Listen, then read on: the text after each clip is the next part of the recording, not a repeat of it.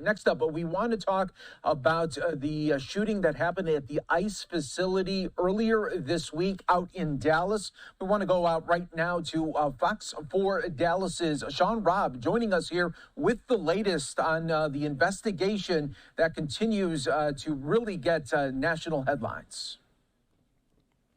Yeah, and today, of course, was the release of video from that federal facility that captured the minute and 22 seconds of terror for the ICE detainees who were in two transport vehicles in the Sallyport area, or the secured area of that ICE processing facility, when gunfire started and the ICE agents were trying to shield them and help get them inside the building. And these detainees were handcuffed and shackled at their ankles, so you can imagine the difficulty in their trying to hurry in. They were crouching and crawling, even some of them literally rolling into the building. We saw that video for the first time today, and we understand the terror, the fear, as well as the courage of those ICE agents, who many of them did not have on protective gear, just polo shirts, and they put themselves in harm's way to protect these detainees. Now, for the investigation itself, well, quiet today in terms of what we heard from the federal government. Nothing from DOJ today, but I can tell you where the investigation is going now. Amount of evidence, physical evidence, right?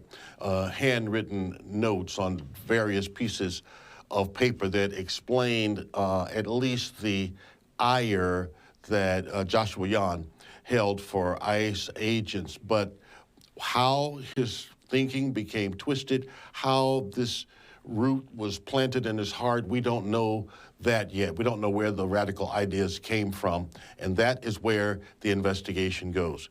Who was he talking to in the days and weeks prior to this? He started planning this in August, so who was he talking to in July and June and May? What sites was he visiting? We know in the days before the shooting, for example, the 23rd and 24th, the day of the shooting, the day before and day of, he had downloaded and repeatedly watched the Charlie Kirk shooting video, which may have given him the impetus to perch on a building and become a sniper rather than on the ground shooting. But right now they want to know who else knew and where did this happen? Did it happen online? Did it happen by things he may have been reading or watching in videos? Even though he took sole responsibility and said he acted alone, they want to make sure of that. And one of the things, I think he was digging at the agents, knowing he wasn't going to survive. He told them in one of his notes, Mike, he says, look, good luck with that digital footprint, suggesting that he had wiped all of his devices. And I'm not talking about deleting social media accounts. I'm talking about wiping email, text messages, call logs in your iPhone, all of that. It was like a factory reset, nothing on the phone. But as you know, the FBI, they do have some techniques and technology to get it back. It's never gone, it's just out of sight. Yeah, no doubt about that. And Shaun, yeah, it seems like this was such a calculated move here by the suspect. And when we heard the information there that he was kept on watching the Charlie Kirk shooting, it almost leads you to believe that maybe that was the catalyst that said, okay, I am going to go through with this maybe. Well, yeah, and maybe that's what convinced him to go through with it. Not only that, the copycat moments here, not only shooting from a quote-unquote sniper's perch atop a building, but also the Sharpie on the bullet in that Mauser cartridge, anti-ice, the notes that he left behind, all of this. The difference is Tyler Robinson told authorities, or at least told his roommate, that he had planned this for about a week.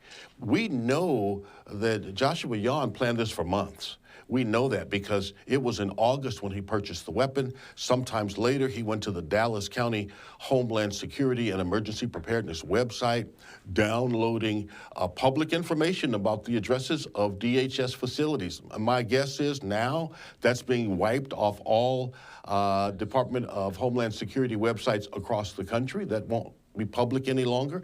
All of that, you know, way before this event.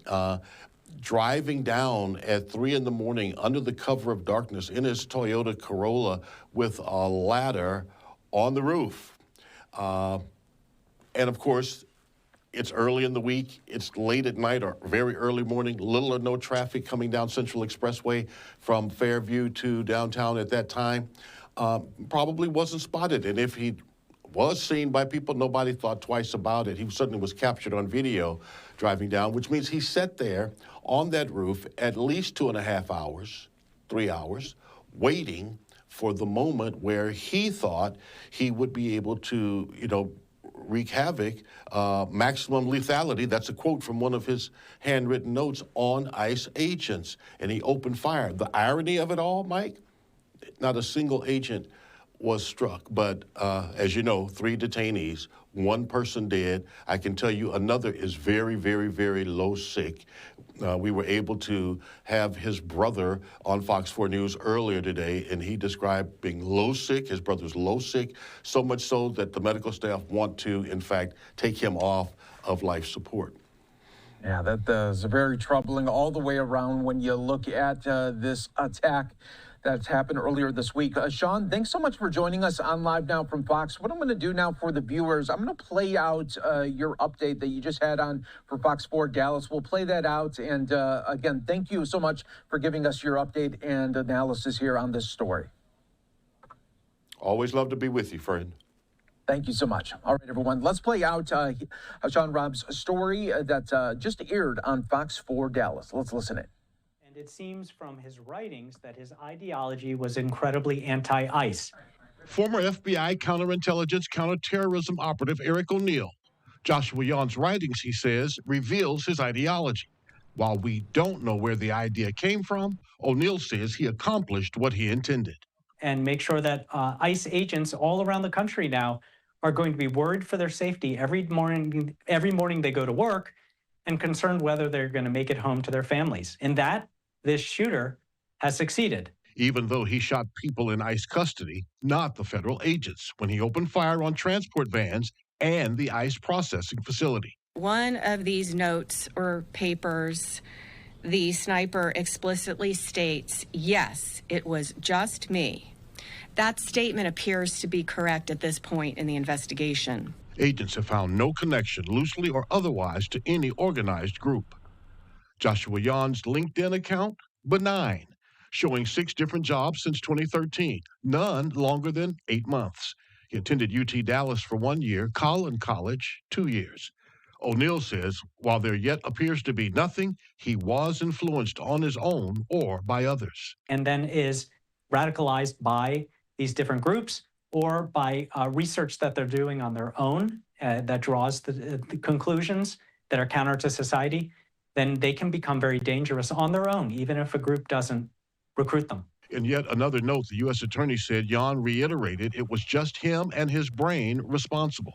And he said, good luck with the digital footprint. And of course, we take this to mean that he deleted evidence from his devices. O'Neill says it may be deleted, but has not disappeared. Well, it's very difficult to burn your digital footprint.